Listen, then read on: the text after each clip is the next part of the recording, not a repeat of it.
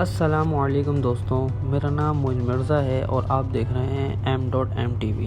ناظرین، اس مقدس لاٹھی کی تاریخ بہت قدیم ہے جو اپنے دامن میں سینکڑوں ان تاریخی واقعات کو سمیٹے ہوئے ہیں جن میں عبرتوں اور نصیحتوں کے ہزاروں نشانات ستاروں کی طرح جگمگا رہے ہیں، جن سے اہل نظر کو بصیرت کی روشنی اور ہدایت کا نور ملتا ہے۔ دوستوں، یہ لاٹھی حضرت موسیٰ علیہ السلام کی وہ مقدس لاٹھی ہے جس کو عصائے موسیٰ، مقدس لاٹھی اور عود یعنی خوشبودار لکڑی کہتے ہیں۔ اس کے ذریعے آپ کے بہت سے ان معجزات کا ظہور ہوا جن کو قرآن مجید نے مختلف عنوانوں کے ساتھ بار بار بیان فرمایا ہے۔ دوستوں، یہ لاٹھی 10 ہاتھ لمبی یعنی موسیٰ علیہ السلام کے قد کے برابر تھی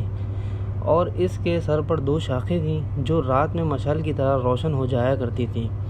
یہ لاٹھی جنت کے درخت پہلو کی لکڑی سے بنائی گئی تھی اور اس کو حضرت آدم علیہ السلام بحشت سے اپنے ساتھ لائے تھے۔ تو دوستوں، اس کا واقعہ یہ ہے کہ فرعون نے ایک میلہ لگوایا اور اپنی پوری سلطنت کے جادوگروں کو جمع کر کے حضرت موسیٰ علیہ السلام کو شکست دینے کے لیے مقابلے پر لگا دیا، اور اس میلے میں جہاں لاکھوں انسانوں جمع تھے وہیں دوسری طرف جادوگروں کا ہجوم اور اپنی جادوگری کے سامان لے کر اکٹھا کھڑے تھے، اور ان جادوگروں کی فوج کے مقابلے میں حضرت موسیٰ علیہ السلام تنہا ڈٹ گئے۔ جادوگروں نے فرعون کی عزت کی قسم کھا کر اپنے جادو کی لاٹھیوں اور رسیوں کو پھینکا تو ایک دم وہ لاٹھیاں اور رسیاں سانپ بن کر پورے میدان میں ہر طرف پھنکاریں مار کر دوڑنے لگیں، اور پورا مجمع خوف و ہراس میں بدحواس ہو کر ادھر ادھر بھاگنے لگا، اور فرعون اور اس کے تمام جادوگر اس کرتب کو دکھا کر اپنی فتح کی خوشی میں خود ہی تالیاں بجا کر اپنی مسرت کا اظہار کرنے لگے کہ اتنے میں